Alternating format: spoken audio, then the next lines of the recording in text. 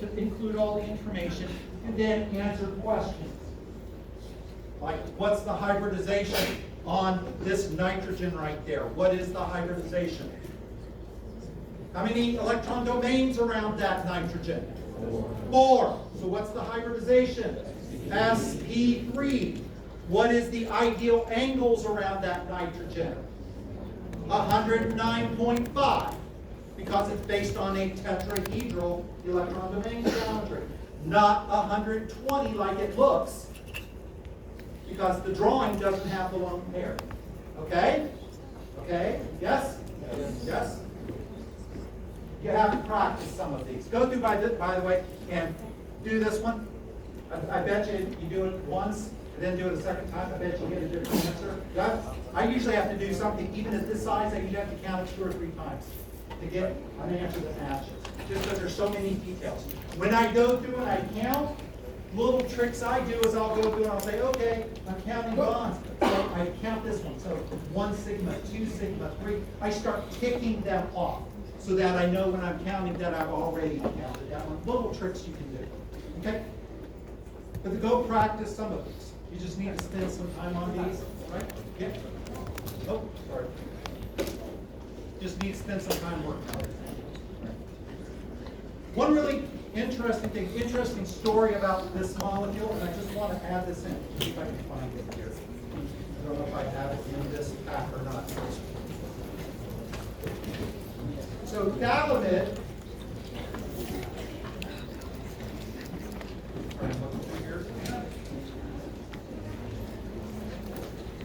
thalidomide, that's right, thalidomide.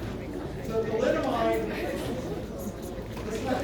there's a little story in your notes about thalidomide. There's a little story about thalidomide. So thalidomide was an important component in morning sickness drugs for pregnant women. Pregnant women have problems with morning sickness, right? Suffer from that. And it was discovered that this drug helped significantly with morning sickness problems. All right? And so women were taking this. Immediately, they started observing birth defects. Listen, horrible birth defects.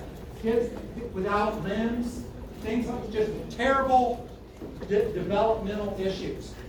All right? And they were pretty quickly able to determine that it was due to people taking this. Now, one interesting thing, right? The FDA, Drug Administration, Federal Drug Administration, right, in the U.S. There was one woman working there that wasn't convinced by the scientific data. And so she blocked the use of this. So this didn't get released in the U.S. These birth defects were happening in Europe where they let it through. The science, so just a detail about following your nose with the science, paying attention to the science and all, right? Not going with the money. The drug company was furious that they couldn't get it through the U.S.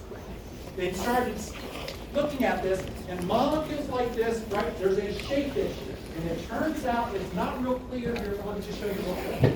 Cool story. So right here, this nitrogen right there is really important because the nitrogen right here is tetrahedral. So when you think about it, you've got this planar molecule here, and you can either have the lone pair sticking up and all of this sticking down, or you can have the lone pair. I'm going to draw it this way. I hate drawing it on the stick. And then the rest of this molecule sticking up. All right? They're geometric isomers, stereoisomers. So you can have a planar molecule on this side, and that other molecule can either be down or it can be up. I don't remember which, but one of those is great for morning sickness. Perfectly harmless, treats morning sickness. The other one is a tetratogen and causes the birth defects and all the terrible problems. They behave differently, just the geometry does. We now know that this is what caused the FDA to get much more rigorous. And when you come up with a drug and you want to sell a drug to treat people, you have to prove that the drug you have is one pure shape. And often that kind of site is called a stereo center, where you can have multiple ways of arranging. Sometimes there'll be 2, 3, 4, 5 stereo centers in a drug. And you have to really demonstrate that the compound that you're working with is pure, and that way we can determine is that drug effective or dangerous or not. And you have to prove you purified it.